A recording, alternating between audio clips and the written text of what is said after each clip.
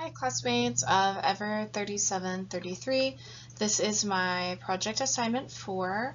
My name is Sierra. I chose to do Reykjavik in Iceland. I chose Reykjavik because I've been there before and I felt like it would be easier for me to do a project assignment on sustainable designs for a place I've actually seen and experienced versus somewhere I've never been. So I'll be able to kind of give my own insights from my visit there in 2022. We did 10 days around the country and I stayed 2 days in Reykjavik, 2.5. This is our agenda. So we're going to be going over these topics.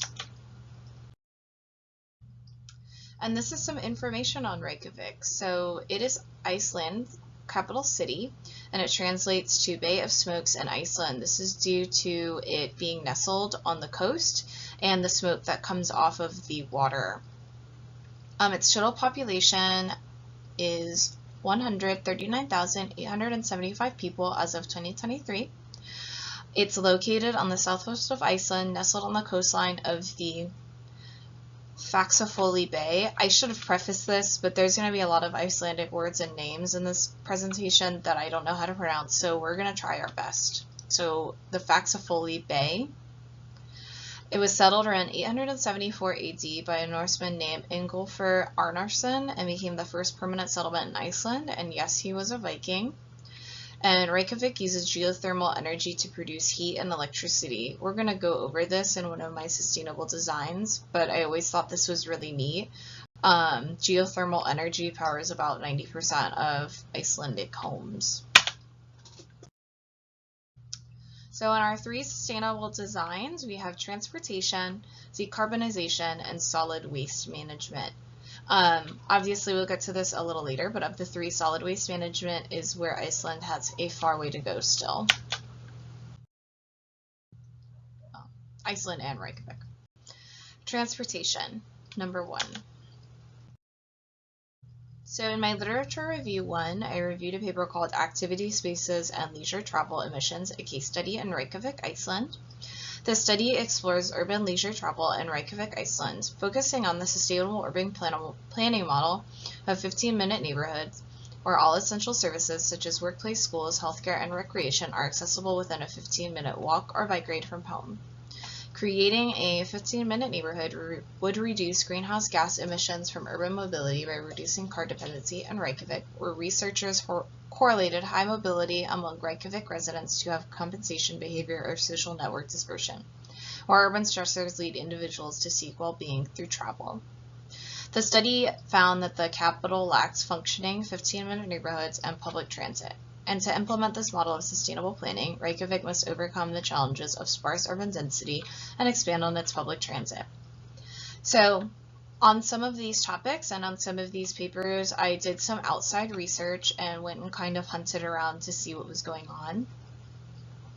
So according to the Global Construction Review, Reykjavik has a plan in place to become carbon neutral by 2040 by ending urban sprawl and increasing public transport. To do this, 90% of new residential units in Reykjavik will be inside the current urban area borders to increase proximity of public services to reduce travel needs, promoting the 15-minute neighborhood model from the study.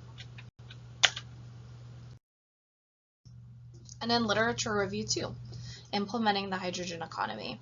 To preface, this paper was a little bit older. It was in 2006, so I will touch base on the follow-up with my outside research in just a second.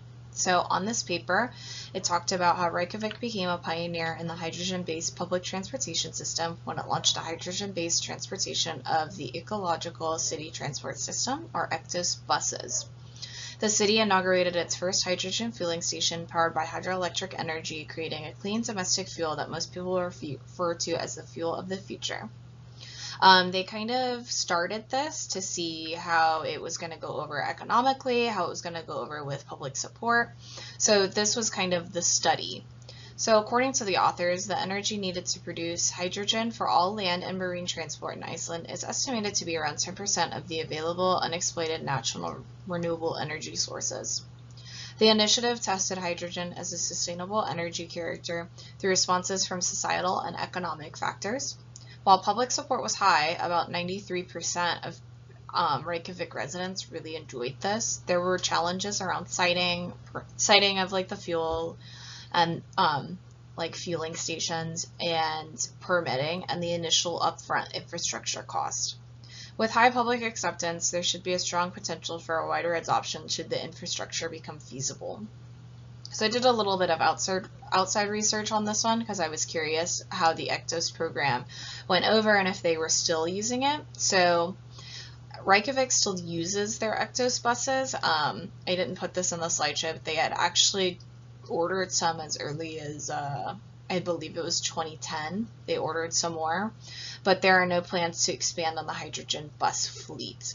Instead, Reykjavik has shifted towards developing its own electric BRT systems, like the transportation we see in Brazil, with the first half of its plan slated for completion and the second half of 2025 per the Icelandic Insider.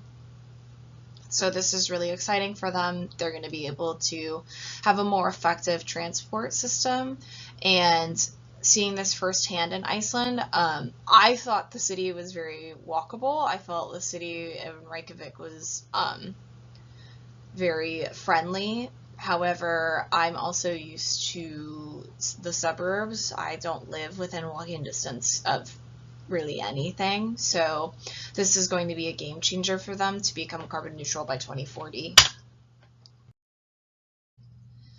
Our next topic is decarbonization. So literature review 1. Who generates demand for sustainable energy transitions? Geothermal heating in Reykjavik. This article covers the transition to geothermal energy in Reykjavik and how crucial the infrastructure change was for it to succeed. The geothermal heating system required infrastructures through significant engineering feats, including boreholes to tap the hot water, basins to collect it, pumps to regulate its flow, and insulated pipelines adapted to the mineral-rich near-boiling water. So this is literally like volcanic activity. So it's hot. They used existing technologies, which was adopted from previous existing systems, while creating a new demand strategy to support the infrastructure changes to gain public support. There was initial resistance, but demand was created through builders, i.e. the engineers and city officials and government officials, and personal user testimonies. And a socially strategic marketing strategy, coal was branded as dark and dirty, while geothermal energy was bright and clean, which is the truth. While economic strategies pointed out the appeal to using domestic resources, so sources that they didn't have to import because they were importing nearly everything to power and heat,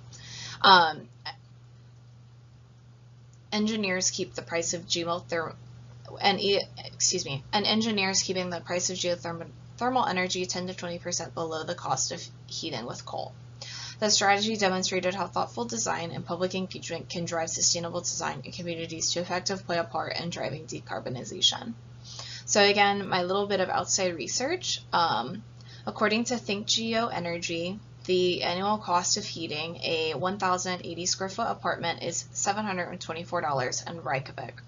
The capital of Finland, Helsinki, pays around 5 times that amount, at $3,623. I couldn't find anything to correlate this to anywhere in the United States, probably because we don't see temperatures like they do, but that's pretty significant because these Norse countries are cold.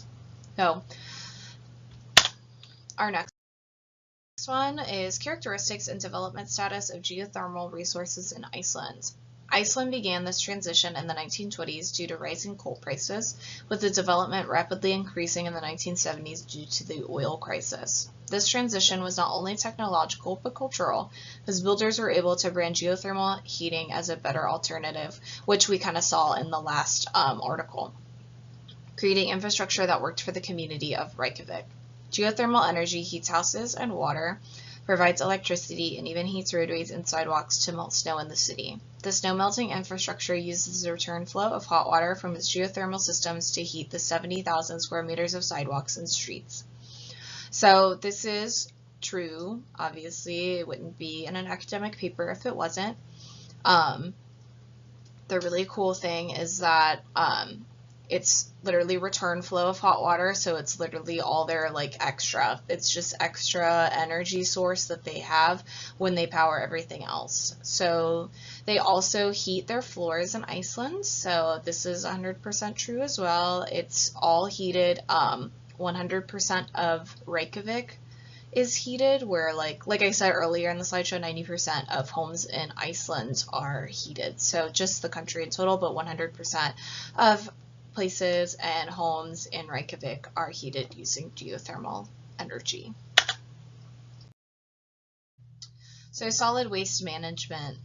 I had a little bit of trouble with this because Iceland as a whole is having a difficulty. This is where they lack in sustainable design, so they are being difficult. So my second literature review is kind of an umbrella over Iceland, but I still tried to tie it in to Reykjavik. Excuse me, as best I could.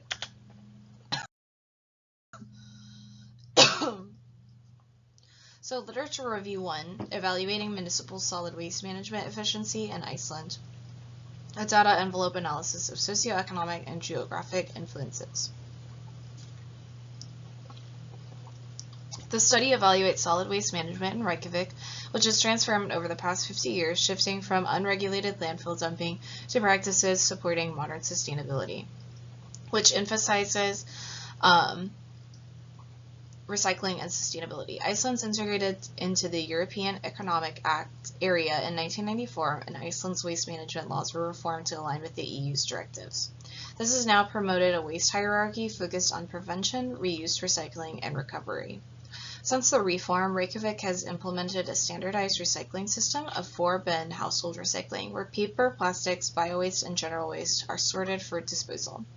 There are challenges to this, though, with residents in Reykjavik experiencing 20% increase in waste service fees to support the waste bin system. However, the price to pay for following the hierarchy allows Iceland to align with the UN's SDGs, specifically Goal 12, which is responsible consumption. So I did a little bit of outside research.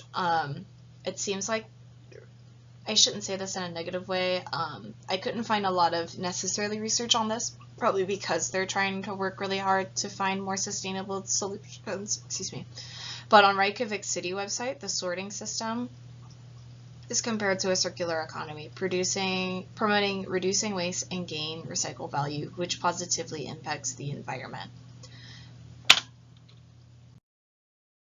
So this is my literature review 2. I'm going to pause a second because this one was a little bit more difficult to tie into specifically Reykjavik. However, I did my best. I also want to go over the picture down below. This was from one of the Airbnbs we stayed in. We stayed with a sheep farmer in Vik. And as you can see on the right corner is a 3-tiered like trash disposal system. Vik is in a different municipality than Reykjavik, which we will go over in a second.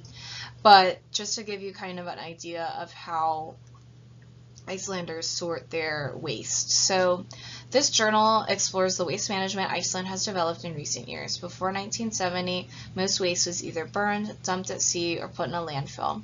The first pollution control regulation was established in 1990 along with the Ministry of Environment.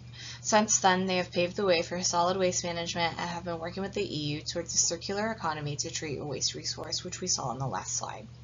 In the past 5 decades, waste treatment in Iceland went from non-existent to highly regulated. However, there are no clear national guidelines, leaving municipalities to make hard decisions when it comes to waste charges. Municipalities like Reykjavik have pushed waste company Sorpa, which is the largest waste company in Iceland. They account for, I believe, 60% of Iceland residents, to find better cost-effective solutions. So Sorpa has already invested in innovative solutions such as gas and composting plant, which processes organic waste into biogas and compost, aligning with the circular economy principles. Reykjavik is at a current crossroads as time is running out to build infrastructure for a new incinerator or recycling facility. Therefore, decisions made in Reykjavik will likely set the precedent for the rest of Iceland to address similar changes. So this is kind of why we see maybe like 3 bins in this picture, because this is, like I said, this was Vik. So this is maybe why we see 3 bins versus, like I said in the last slide, Reykjavik has already instilled a 4-bin waste system.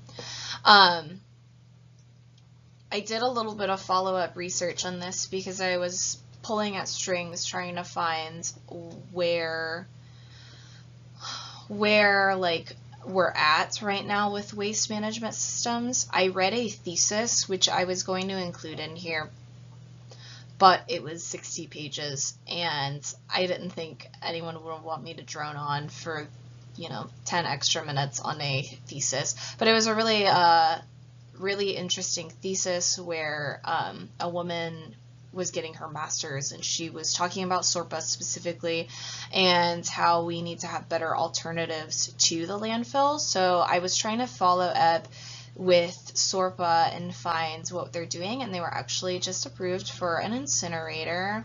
So this is going to help Reykjavik, and it's going to help Iceland overall. Instead of shipping things overseas, they're going to be able to do more in-house and kind of be able to take back some of that energy that has been lost. So this is my concluding remarks, our summary. So in my research, I have learned that not only does Reykjavik stand out in sustainability, but also because it continues to experiment and evolve. From pioneering geothermal heating to reducing costs and emissions from the hydrogen buses to now the electric BRT lines, and facing the complexity of solid waste management, Reykjavik displays to us that sustainable design is an ongoing process. Sustainable design challenges us to try new ideas, to learn from our setbacks, and to continually work on a more resilient future. This is what I admired most when I was in Iceland. The Icelandic people are very proud. They love their country. They want everyone to feel the love for the land like they do, and the love for people. They're very reserved people, but they're very accepting people. Especially, this is getting off topic a little bit, but especially around human rights, they're very accepting. So it was no surprise to me that Iceland and Reykjavik have a lot of goals centered around following the UN's SDGs and centered around carbon neutrality. But it's a perfect example of why we have to maintain resiliency and continue to try and continue to innovate instead of becoming stagnant. I feel so often the United States can look at our brethren in the north and in these beautiful countries such as Iceland and Finland and learn from them and learn from what they've been doing and try to make infrastructure changes of our own. So this is the resources. Ta-da! And thank you. That's my presentation on Reykjavik, Iceland.